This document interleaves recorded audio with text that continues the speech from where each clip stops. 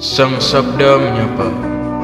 Renungan Harian Rabu 29 Maret 2023 disusun dan dibawakan oleh Frater Dolin Ladon. Selamat mendengarkan.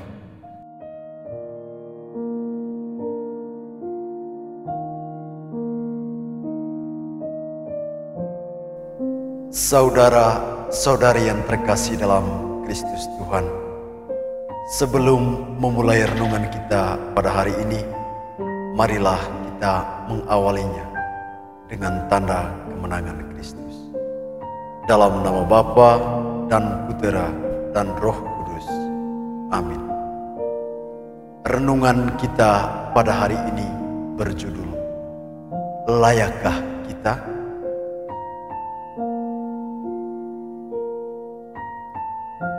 Umat beriman yang sama-sama dikasihi Tuhan. Dalam kehidupan sehari-hari, kita dengan mudah dan penuh kepercayaan mengakui diri sebagai anak-anak Allah. Namun terkadang segala pikiran, perkataan, dan perbuatan kita terhadap Tuhan dan sesama sangat tidak mencerminkan pengakuan kita sebagai anak-anak Allah. Mengakui diri sebagai anak-anak Allah bagi sebagian orang yang mengimani Allah dengan perbuatannya adalah hal yang mudah. Begitupun sebaliknya, bagi orang-orang yang tidak mengimani Allah dengan perbuatannya, mungkin terasa amat sulit. Karena mengakui Allah sama halnya mengimani Allah sebagai satu-satunya kebenaran yang mutlak, dan konsekuensi dari pengakuan itu adalah kita harus menelaraskan antara iman dan perbuatan, dan bukan berlawanan antara iman dan perbuatan. Karena sejatinya iman tanpa perbuatan adalah mati. Umat beriman yang sama-sama dikasihi Tuhan.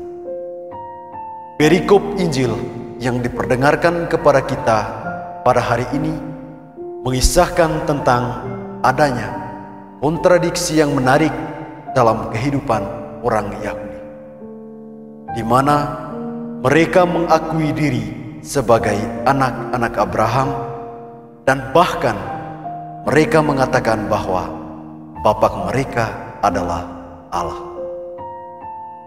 Namun mereka berusaha keras untuk membunuh Yesus.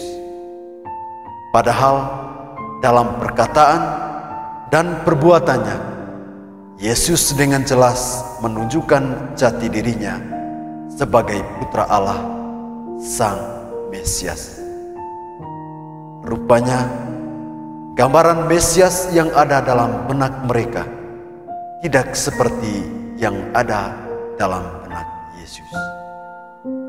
Rasa-rasanya mereka kurang percaya, atau bahkan sama sekali tidak percaya kalau Yesus adalah putra utusan Allah yang mereka akui sebagai bapak mereka. Dalam refleksi saya menyimpulkan bahwa orang-orang Yahudi diperbudak oleh cara berpikir mereka yang sempit tentang Yesus Kristus. Mereka tidak mampu melihat jalan keselamatan yang dilakukan Allah melalui putranya Yesus Kristus yang ada dan tinggal di tengah-tengah mereka. Umat beriman yang sama-sama dikasihi Tuhan. Allah melalui penginjil Yohanes pada hari ini mengingatkan kita semua tentang perbudakan atau perhambaan.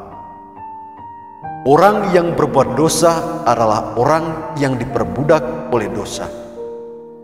Perbudakan itu terjadi pada diri manusia seperti pada diri orang-orang Yahudi, atau mungkin terjadi pada diri kita, di mana kita dikontrol, dikuasai, bahkan mungkin tindakan kita juga selalu saja didikte oleh kuasa dosa itu. Pada titik ini kita tidak bisa lagi berdaya, dan kalau sudah pada tahap seperti itu, kita tidak akan mampu lagi melepaskan diri dari jerat dosa selama kita hanya sendirian. Kita membutuhkan kuasa yang lebih besar dari kuasa dosa itu sendiri. Dan itu hanya mungkin apabila kita mengandalkan dan mengakui bahwa kuasa Yesus adalah satu-satunya kuasa yang terbesar yang dapat menghancurkan dosa-dosa kita. Maka dari itu, di akhir refleksi ini, saya mengajak kita semua untuk menelaraskan iman dan perbuatan kita. Dan apabila kita gagal menelaraskannya, lalu kemudian kita jatuh ke dalam dosa, mari kita mengandalkan kuasa Tuhan untuk menghancurkannya, agar dengan demikian kita layak disebut anak-anak Allah. Semoga amin kita semua. Kemuliaan kepada Bapa dan Putera dan Roh Kudus, seperti pada permulaan, sekarang, selalu, dan sepanjang segala abad. Amin.